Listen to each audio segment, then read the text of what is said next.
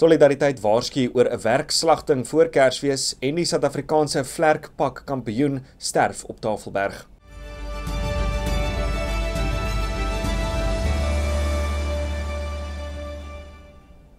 Goeiemiddag, baie welkom by Afrikaanse nuusbulletin op Pretoria FM op 27 November 2025. Ek is Dian van der Berg. Die vakbond Solidariteit waarsku dat 'n werkslagting voor Kersfees en vroeg in 2026 in die land ondervind kan word as die regering nie daadwerklik ingryp nie.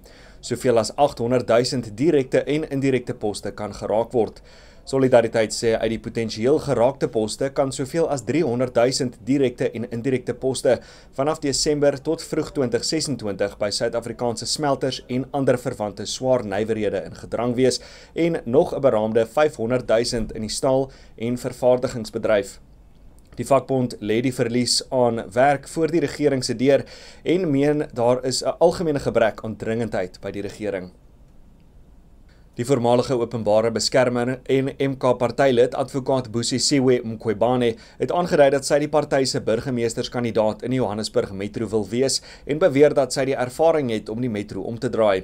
Sy het aan die nuusdiens IOL gesê sy glo sy het wat nodig is om Johannesburg se burgemeester te wees. Mqobane meen dit is uiteindelik die MK-partyleier, oud-president Jacob Zuma se besluit, maar meen sy is meer as bevoeg om enige werk te doen. Sy sê haar rekord spreek van self. Mqobane is in 2023 deur president Cyril Ramaphosa uit haar ampt verwyder op grond van wangedrag en onbevoegdheid, maar sy meen sy verstaan die behoeftes van gemeenskappe, luister na die publiek en sal hard werk om saam met gemeenskappe te werk om diensleweringkwessies op te los. Die Suid-Afrikaanse vlerkpak kampioen Jean-Jacques Wallis is van dese week teen die hange van Leeukop in Kaapstad oorlede. Hy het 'n paar maande gelede goud op die wêreldkampioenskap byeenkoms in China verower en is as een van die wêreld se vinnigste deelnemers beskou. Reddingsspanne het Dinsdag ure lank gespook om die 35-jarige Wallis se liggaam met behulp van toue teen die hange van die berg af te haal.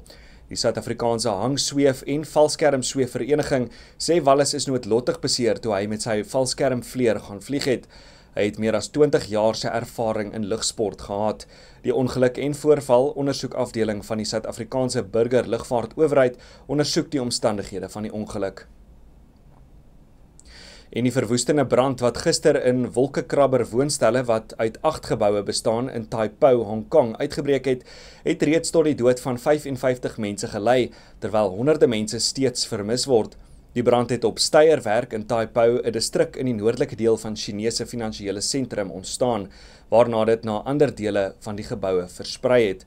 Daar is 2000 woonstelle op die behuisingslandgoed gebou en volgens mediaberigte is daar steeds sommige inwoners binne in die geboue vasgekeer.